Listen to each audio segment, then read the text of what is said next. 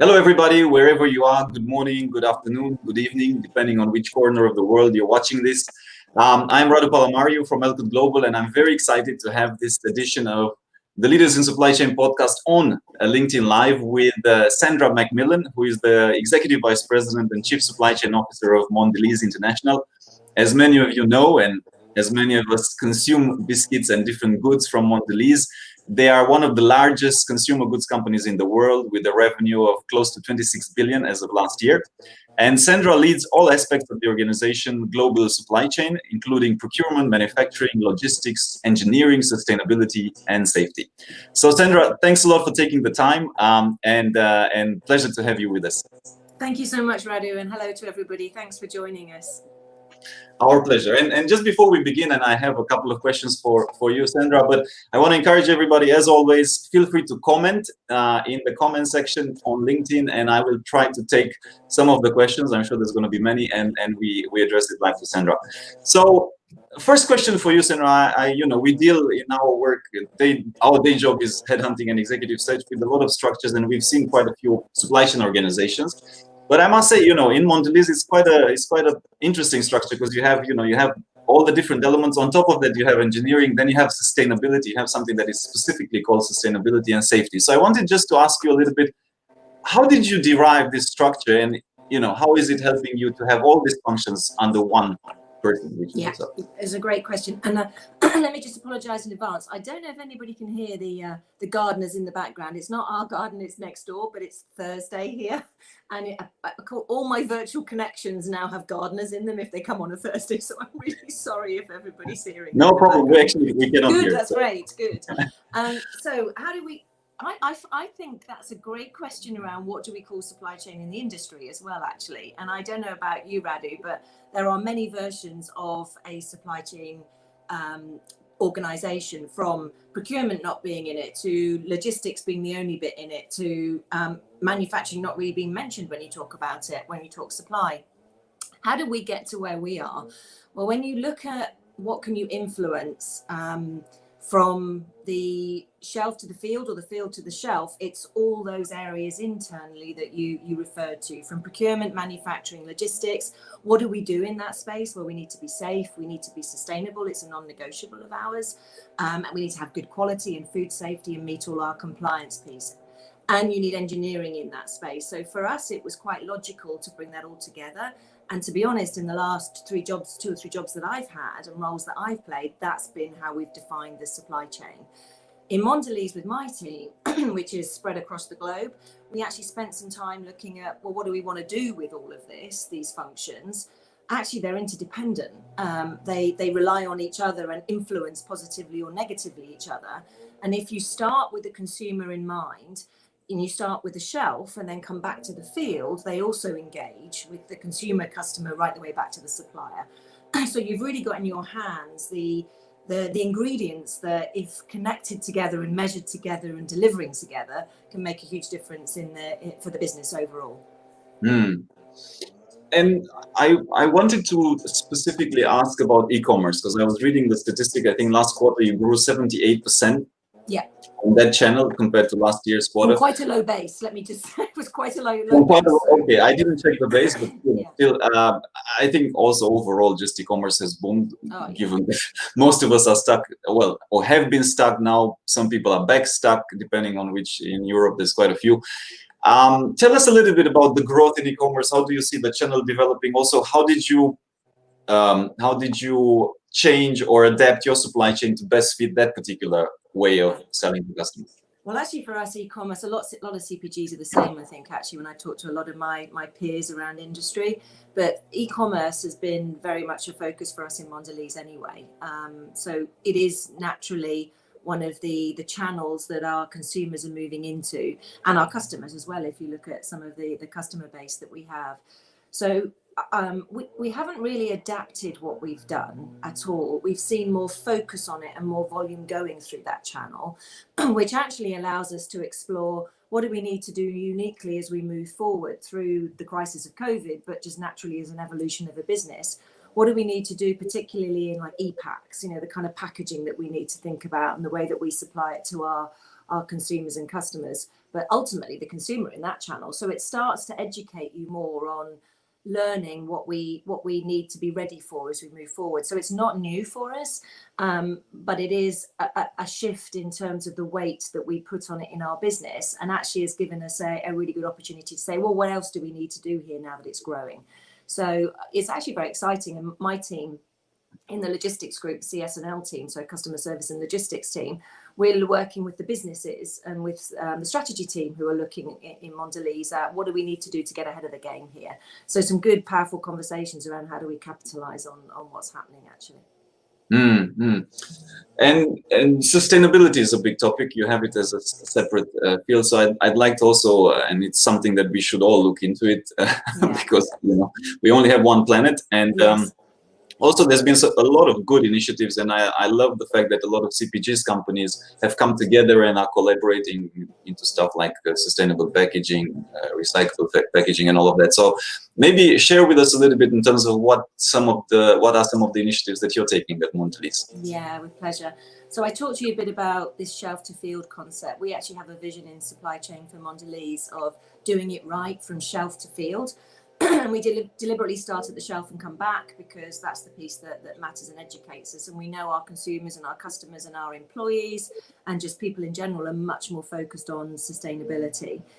So with that context, we've also built out some work streams that we're focusing on underneath strategies of what do we want to, we have the traditional ones of the cost and the cash and what we do, but we also have around service. We have in terms of looking at quality and as we move forward in that, and we have some non-negotiables. And the non-negotiable element for us really is around the food safety, the people and asset safety, and very importantly, sustainability itself. Because if you look at how we define the supply chain from the field right back to the or from the field to the shelf and the shelf to the field, we have so many opportunities to be able to positively or impact or negatively impact through emissions, through water usage, through waste. So we've made that commitment and said it's an absolute non-negotiable for us as a supply chain. And as a business, that's meant that we've actually signed up to the Science Based Targets Initiative, which is really trying to keep the warming down below 2%, which for the globe, which to your point, we only have one planet. And that's actually meant that we've been able to take the belief that we've got that we should be doing the right thing and say, okay, so from a CO2 emissions point of view, what do we want to do? And we've been working on this since probably for 5+ years in real earnest, actually. So before I joined the company, but now we've sort of accelerated that.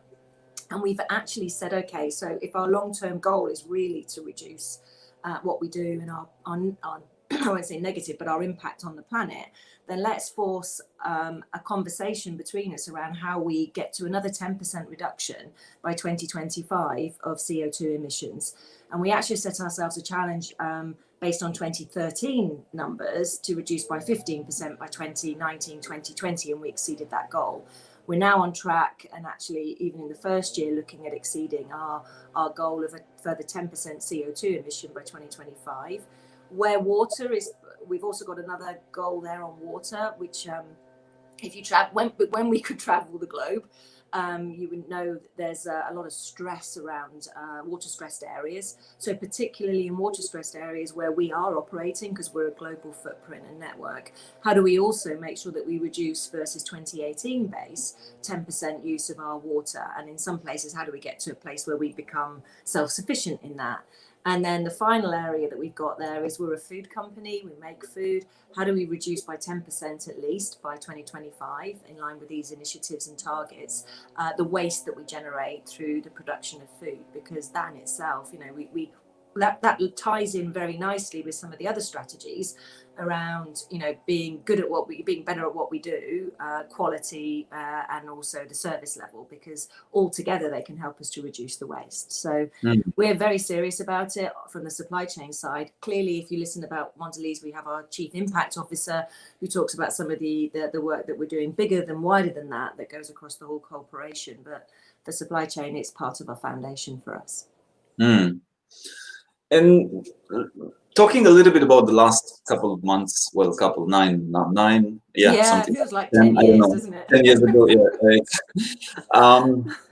And I've listened to some of your recent interviews, and I think there's been a couple of initiatives that most companies took in their supply chains, like reducing SKUs, like rationalizing production, like obviously focusing on the highest selling items versus all the plethora that they had. But on top of that, I'm curious to ask you. I was even talking to a supply chain leader, and he said that they turned from a monthly S&OP cycle to a weekly S&OP cycle. So there's this speed, digital transformation that is accelerated. I'm curious if what were some of the top things that changed in your supply chain, in the speed that you interacted maybe with the businesses, with the customers, with the markets, and if you can give us some examples. Yes, of course. So the first place that we started was actually looking after our people and really focusing on, we operate all over the world, hundreds of places that we operate in, and our first port of call was to make sure that our people felt safe to come into work, and that when they were in work we were looking after them. And actually by doing that, we were creating a safe environment for them to operate in. And then of course by doing that you create the circumstances where you can sort of work through, how do I keep the business going, So for us in supply chain, it was very much around, what do we need to learn really quickly, like literally overnight, actually, in terms of protection of people, protection of the premises, in terms of how to segregate, keep separation, PPE, inside and outside. I mean, a lot of people don't talk about that, but some of the environments that we operate in the supply chain externally is almost more difficult than actually operating internally, because of the cultures that you operate in, which can be more inclusive. So how do you manage a virus that's highly contagious externally as well as internally? So there's a lot of work that we did there. What that then meant that at points, if you look at our when you look at our supply chain in Mondelez, we rely a lot on the front end of understanding what the customers and the consumers want. So particularly with our customers, daily interactions with what do you need? What are the forecasts looking like? What is the offtake looking like? To be honest, 90% of it was wrong at the very, very start. So the volatility in the system, I'm sure anybody who runs supply chains who's been through the last 10 months, the volatility has just been off the scale. And I really, really do hold in awe the people, the demand planners, the forecasters, the planners who have been working through this whole system to try and keep sane and keep the business going. So connecting with the customers on almost a daily basis to understand what's going on, and then be able to translate that as well as we can into our system of what do we need to make. We've very quickly turned production around in terms of making what we need, which means is in some cases changing how we operate assets to be able to do that in our business, because you'll have seen, to your point about people coming back to our consumers, coming back to foods that they trust, and there's a comfort piece, and there's a comfort in the knowledge that you trust this brand.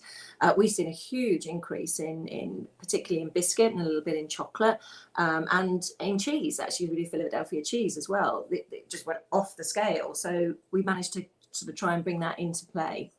At the other end of it, our suppliers have been amazing, absolutely amazing, because if you think of what we're going through, they're going through the same. And actually, a lot of them have joined us in some of those places that are not so easy to operate in. So, there have been times in Malaysia and the Philippines where the government's just said everything is down, and we're going to protect our environment. So we've working with them and pulling them under the umbrella of Mondelez to be part of us in terms of trying to find ways to work with governments and regulatory bodies to make sure that we continue operating. So that's also been happening on an hourly basis at times. In some parts of the country, it's 10 o'clock in the evening, and right by 11, the whole system has changed. So we've had to be flexible and responsive in a whole different way around making sure we know as much as we can what to make, shifting assets to be able to make more of what we need, and in some places saying, well, we don't need this for now, so let's not make it.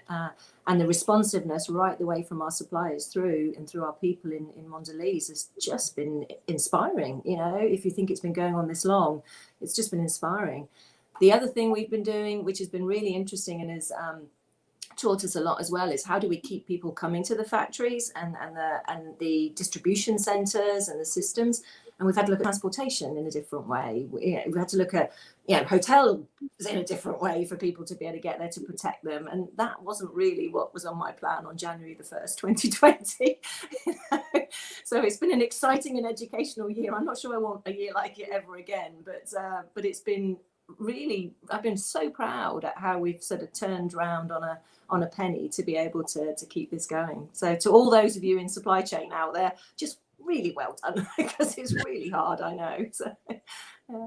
No, I mean, for a fact, I think, all of the supply chain professionals out there, in Mondelez, in all the companies, I think it's been a tremendously difficult, but at the same time, learning and fulfilling journey. We are getting a lot of comments from people. Daniel's ones. I can't see them. Yeah, Daniel's saying that he exceeded the cheese consumption as well in his family, so he apologizes. I think it's because of his family's consumption that your demand. Okay, keep going. It's all right. I mean, I know that I in our family we had an issue with biscuits and chocolate overconsumption, but such is life. I guess what I want to also, and we're getting a few questions and I'll get to them, and I want to encourage people to keep posting. I'm seeing it, but I wanted to also ask you about customer centricity and how do you measure it? You've spoken about that in a few interviews. What are some of the metrics, tools, processes that you use in order to get it accurate and make sure that you're responding fast to what your customers want? Yeah, well, I would not, let me start with, we're not perfect in that space yet by a long way. And we started our journey in Mondelez in this one. We have a wonderful dynamic. When Dirk, our CEO, came in about 2-3 years ago now, I think, he took a wonderful organization in a different direction to talk about being local, but not only. So really putting the business units on the map, which is, because sometimes you can drive corporations from the global center. I've actually operated in 3 organizations, and every one has been a matrix, which means there's a role for the local but not only, and but not only is what power can you and scale can you bring by connecting the two. That's meant by really focusing in on our BUs and being local, we've got closer to our consumers and our customers in understanding what do they want from local brands versus the big global brands. So Lou versus Oreo. How does that play through in Europe? Where both are really important. From a supply chain point of view, this point that I was making about why are we here, that we've defined, which is doing it right from shelf to field. Just by putting the shelf first before the field, we start focusing on what are the signals and what's the data, the credible data that we can get from the shelf. Now, be it real or be it virtual. And by that, I mean, it's not on-shelf availability so much, because I think there's a hierarchy in customer service that we need to always be aware of in supply chain. But if we can start at the shelf and understand the consumer in terms of their bits through the data that the customers have, then we can start being more prescriptive about where we go rather than having to react so much in the supply chain. All sounds wonderful when I say it, and we're a long way from that. But actually, I was talking to Bob, who's my IT partner in my team, yesterday, and we were talking about how do we get a supply chain, we have a digital supply chain roadmap. How do we get one of those areas to be completely obsessed about the consumer and the shelf? How do we get that data to be clear? And I think the more we focus on taking out interpretation from others and focus on it within the supply chain and actually focus on what is the shelf telling me, the more I can stream that into my system to then all the way back to my suppliers, get what the consumer and the customer needs when they want it. So that's the overall thinking around it. When I look at what are we doing and how are we measuring it, then yes, of course, on time and in full through the customer lens is really important. However, measuring the supplier on their on time and in full and measuring the manufacturing organization on compliance to schedule is also really important. Efficiency is massive, yes, in terms of making sure we do what we do well. But if we don't do it at the right time in the right format, then the consumer doesn't get or the customer doesn't actually get what they want in that space. So we've also set up work streams and metrics that are interdependent across the supply chain that result in us getting to a place of, does the customer get it on time and in full, and actually, or however they measure it. So what's the customer's metric as well? And then how do we want to measure ourselves internally? And then how far and how close can we get to the shelf to then take out the interpretation so it's real credible data that we're working on? So that's what I mean by a consumer-centric supply chain. We end up using our IQ on the data and our EQ on the empathy of what, understanding really, let's get a bit marketing about this. Let's not scare marketing by going in there, but let's broaden our role as leaders and operators in a business to really understand who we're connecting with, because that's who we're making this for. Mm-hmm. One of the questions that we're getting is, what's keeping you up at night looking into 2021? What are some of the key challenges that you foresee and, areas? Yeah, so I was talking to somebody else about, someone said to me, oh yeah, well, so, now that we're through COVID, and I don't know if it's keeping me up at night because it's just part of what we do now, but I don't think we're through COVID by a long way. I think there's a long space to go into 2021, and I don't think the 31st of December at midnight going to the 1st of January at 1 minute past midnight is going to make much difference. So I know that within that, then what I think about and try to work through, and I don't think it's an easy answer, is how do we keep going in this space? How do people keep going in this space? Because the assets can do what they need to do, and we'll all be in lockdown or not, and we'll be doing what we would need to do. But the amazing work that we've done so far since March with our people and through our people, how do we keep managing that so we don't all get exhausted with it? Because it's not going to go away in the short term. And can we evolve our as we come through learning what COVID is, and we come through learning how we can test for it and wait for vaccines and stuff, how can we bring some of that into our space to be able to make it easier for people as well to just be able to breathe out? Because it's been a really intense year, and if half of next year is like that, my biggest intellectual gymnastics is around how do we keep everybody okay, in terms of energy and everything else, because we're asking a lot everywhere in the world, not even just within the supply chain. And I think that's the bigger deal. And we keep waiting for it to finish. And I don't know about you, but you get this, it'll Tuesday and it's done, and then Tuesday comes and it's not. So the amount of emotion that's going on for everybody, billions of people around the world, I can only imagine. So that's probably the biggest thing that the rest we can manage because we're supply chain and we do, but that's the bit for me. No, thanks for the candor. And I think most of us are in the same situation. And I was talking to somebody out of India, and they had a supply chain leader for the Indian subcontinent, and they had a discussion with the government. And the prediction was that it would take them 2 to 3 years to finish vaccinating everybody in India. Yeah. Which is obviously a huge market. Different markets have different cold chain capabilities. I think it's pretty safe to assume, we're optimistically 12 months. If by the end of 2021 we might have pockets, right? Certain countries better than others, but this is not going to go away. It's not, and that's okay if we can manage it we can't keep managing it full on. So I think my responsibility and accountability to my teams is to make sure that we find a way through to alleviate some of and we've come a long way. Gosh, if I think of when we started, March, April, May to September, October, now there's a cadence around it, but we've still got more to do. And if we take our eye off the ball on that one, I don't think we're not being the responsible leaders that we need to be in this space. And I have shifting it more towards the lesson learned and what works. One question that we got is, as we're trying to, and everybody's trying, you're trying to stabilize these processes to create a little bit of a more predictable environment, even if I'm not sure that it's possible. But, we as human beings, I think we need a level of predictability. Do you have certain things that you've implemented with the team on the people side, on the soft side, right? Maybe rituals, maybe sharing, maybe, I don't know, whatever it may be that helped in this month and you would want to continue? Yeah, so we've got a lot more connected. We were connected as a team in Mondelez. We're a very connected business anyway. It's a very people business. But we've gone, if you think of my team is everywhere. So a bit like, in fact, one of my vice presidents who runs the supply chain for EMEA is in Singapore, probably not very far away from you actually, Radu. So you go from Singapore right the way through to Latin America.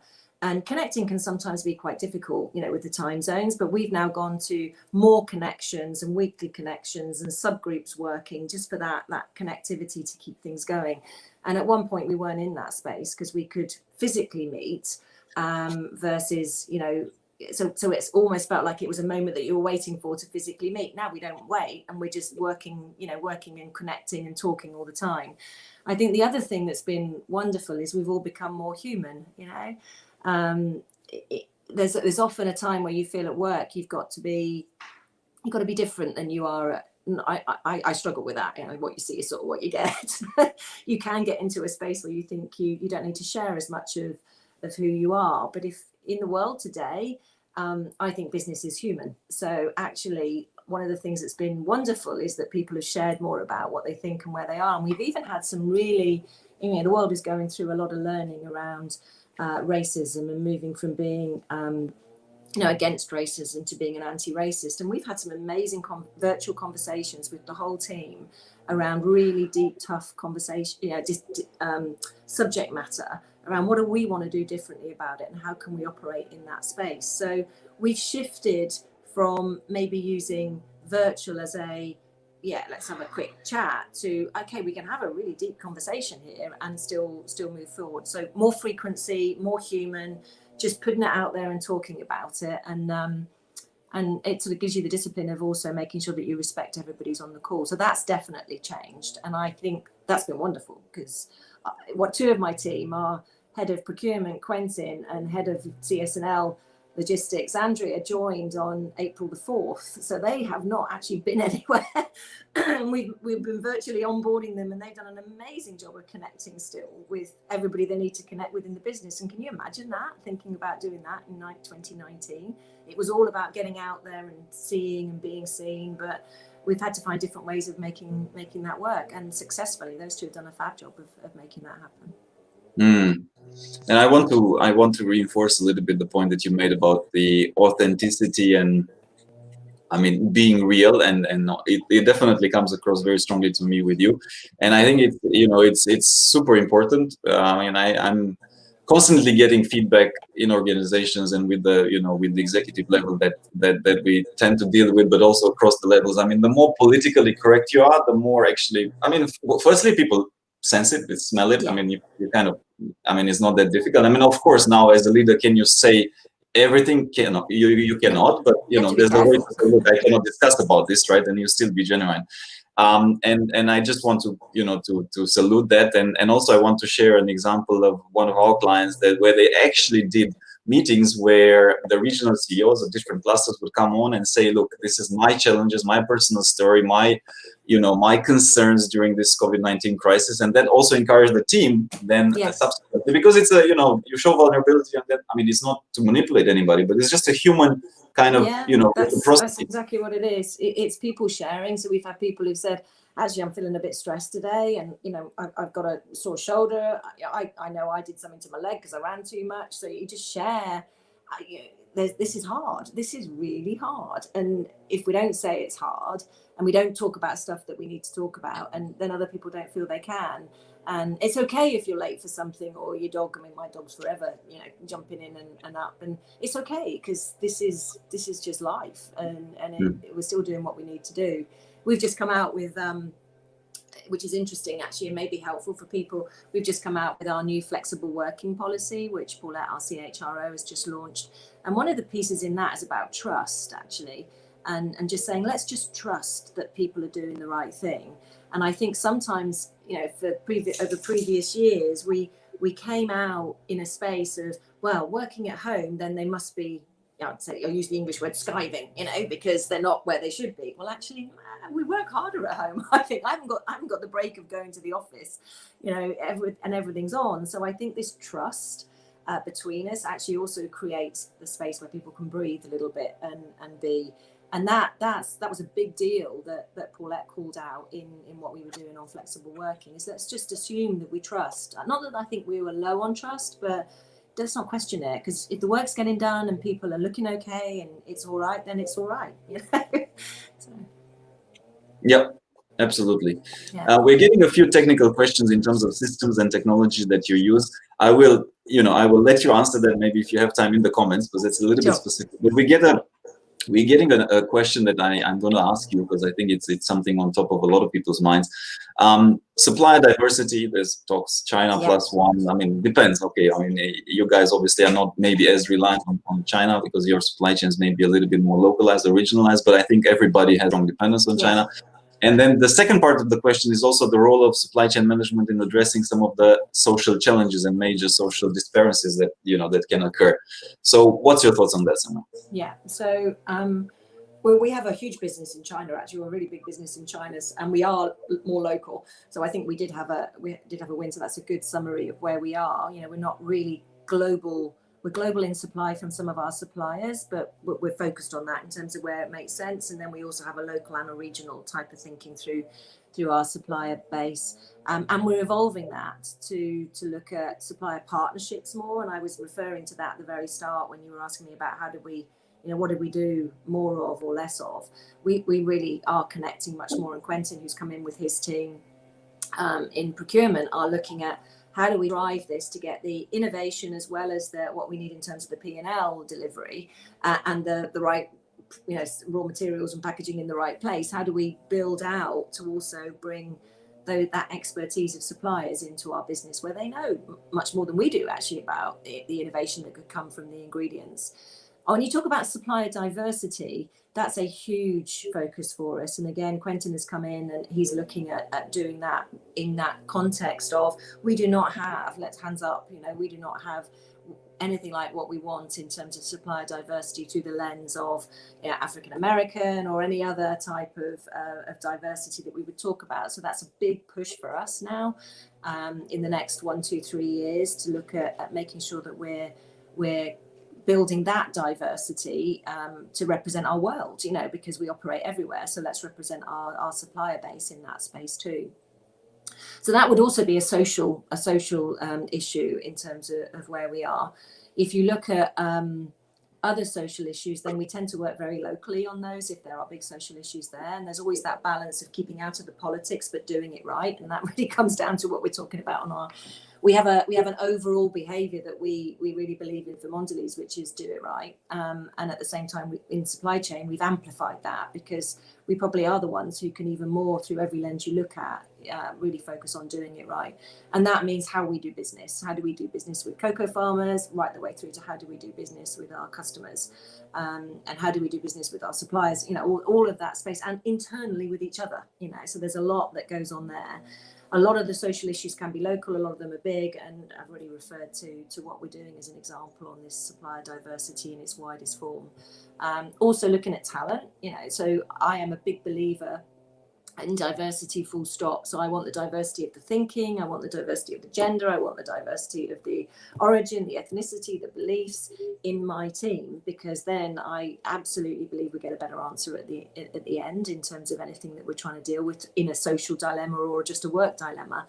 And over the last few, I've been in the job now for just over a year, actually, we've been focusing very much on that level and the level below and the level below that. How do we build up when the time is right, as the organization evolves, to bring in more different thinking, let alone everything else that that hopefully will come with that, so that we get the healthy tension in our organization to do a better job than we might have thought, because no one person has the answer. It has to be, and with where we're going, if you look at trying to connect with the consumer and the customer, gosh, that's so big. I need to find a way to be able to think differently about how we do it. So that's what I hope that answered the question. That's what we're doing, and not be constrained by what you think happened before and what you need to do before. Just be open-minded about where you're going. Yeah. Absolutely.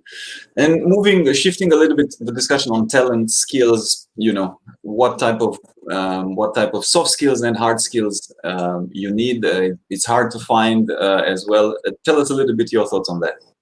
Yeah, so I am a massive believer in the role of IQ and EQ. And I think we've talked a little bit with empathy for the consumer and the customer. I think if you want to really, it's not just what you do, it's how you do it. And in today's world, I think it's even more important on the how. And for a long time in supply chain, we were all about show me the money, hit my bottom line and help me hit my bottom line.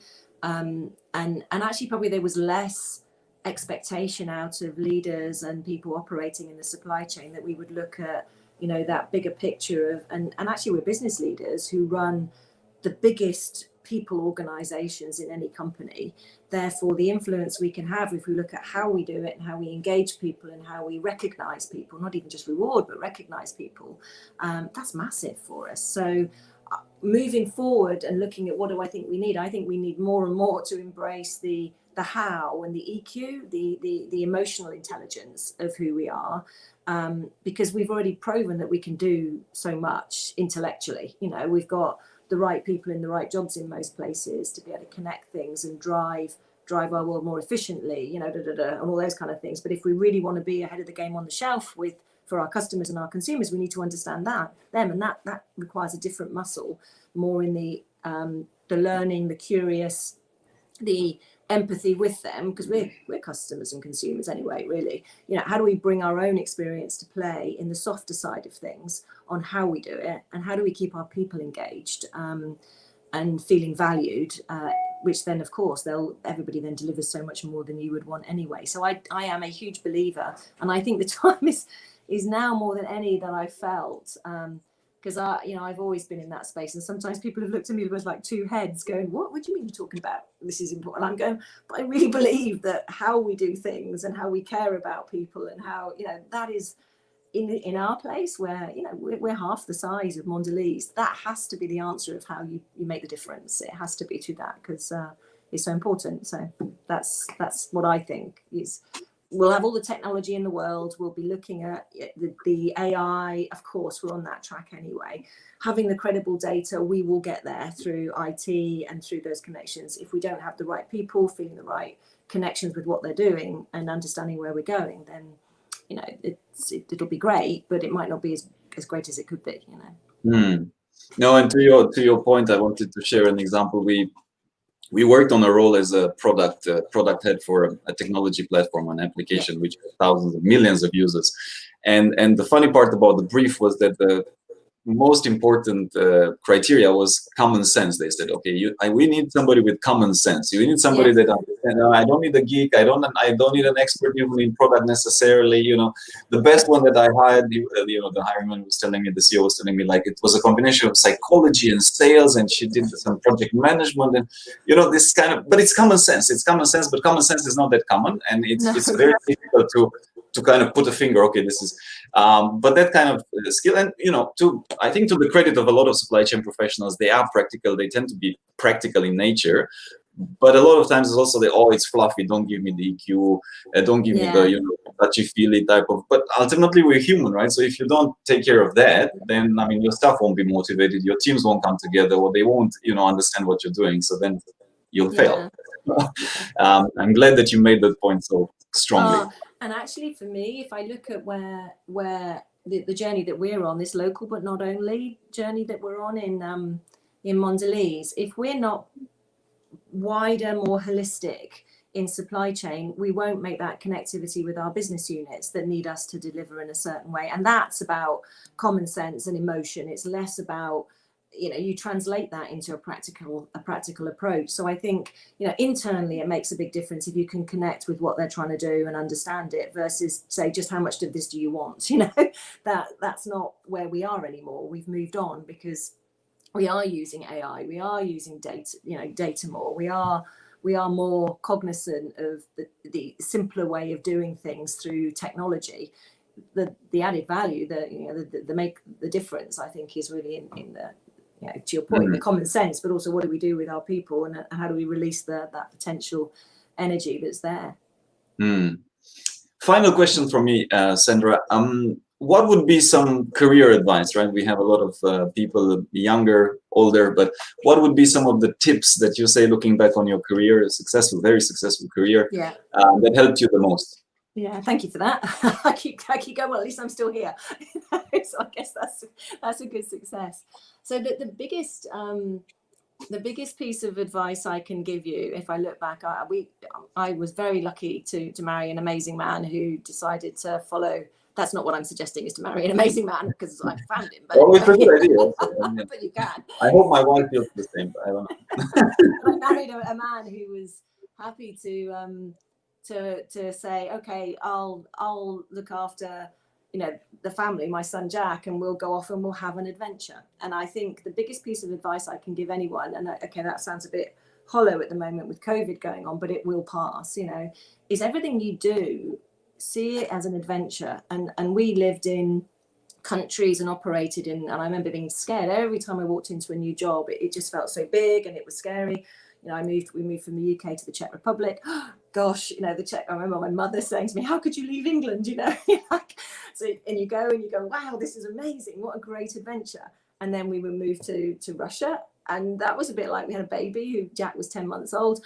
Gosh, well, okay, there's a bit of a complexity here because we don't really know, but wow, what an adventure rather than a risk, because, you know, you need to place your protective bubble around what you do for you and your family. Absolutely. But if your family are up for it, then taking as many adventures as you can with the company that will give you those adventures. I have found amazing. I would not be, you know, who I am today if I hadn't done that. And actually the respect I have for culture and people, and the interest and curiosity that I have for what makes people tick and how things work in countries. And, you know, even when things really annoy me, I can go, yeah, okay, I get why that happens. I think that would be the biggest piece, I would say, because if you've got the wherewithal with, you know, running, you know, understanding what a supply chain is, and you can do it well, you'll move through that.